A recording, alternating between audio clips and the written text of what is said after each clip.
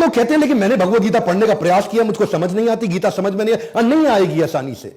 अच्छे लोग और अच्छी किताबें एक बार में समझ नहीं आते, बार बार पढ़ना पड़ता है, और इससे आएगा कॉम्पिटेंस, इसको बोलते हैं एजुकेशन की क्षमता। जब आप एजुकेशन बिल्ड करेंगे तभी ये चारों चीजें आएंगी। ये भगवत गीता पहले पढ़ना पड़ेगा सर, ये ताकत पैसा इसके पीछे भागने के लिए गीता मत पढ़िएगा, पहले गीता पढ़िए। ये तो आउटकम है, ये गोल नहीं है। गीता पढ़ना गोल है, और ये ताकत पैसा शौहरत आपका नाम और आप में जितना कैरेक्टर मोरालिटी ये सब आउटकम ये अपने आप आएगा। देखिए क्या है, जब आपका कॉम्पिटेंस आएगा तभी कॉन्फिडेंस आएगा।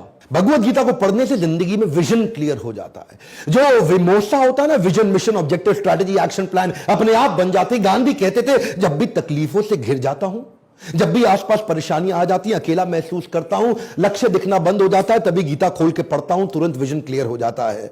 जब तक तू लक्ष्य को देख नहीं सकता तब तक तू लक्ष्य को भेद नहीं सकता।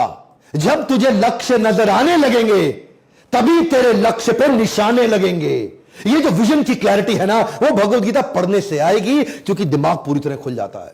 संजय ने जब ये मोरालिटी की बात करी ना, मैं सोच रहा था कि मोरालिटी आपको जो चरित्र है ना, ये इतना पावरफुल बना देता है कि आसपास की कठिनाइयां बौनी लगने लग जाती हैं। कृष्ण को केवल चित्र में नहीं बसाना है, कृष्ण को चरित्र में भी बसाना है। यह चरित्र आपको ताकत देगा। असल में वही जीवन की चाल को समझता है जो सफर की धूल को गुलाल समझता है। ध्यान दीजिए, कम ऑन, सफर की धूल को गुलाल समझ। धूल भी जब सुगंधित, मीठी और ठंडी गुलाल जैसी लगने लग जाती है ना, क्योंकि ये चरित्र बना देता है आपको। You become curious, intellectually curious to understand the knowledge of Bhagavad Gita. 7 sins of Mahatma Gandhi आपने सुने हैं ना, बड़े popular 7 sins of Mahatma Gandhi, उन्होंने भगवत गीता पढ़ के दिए थे। मेहनत किए बिना धन कमाना, विचार किए बिना सुख लेना, और चरित्र के बिना ज्ञान, संस्कार के बिना व्यापार, इंसानियत के बिना विज्ञान, वैराग्य के बिना भक्ति, और सिद्धांत के बिना राजनीति, ये सारे खोखले हैं, अधूरे हैं। एजुकेशन ही पावरफुल वेपन है दिमाग को बदलने के लिए। इसलिए कहते थे शास्त्र चाहिए, शस्त्र नहीं चाहिए। ध्यान दीजिए, जो पढ़ता है वो कभी नहीं अकड़ता है। One more time, come on, जो पढ़ता है वो कभी नहीं अकड़ता है।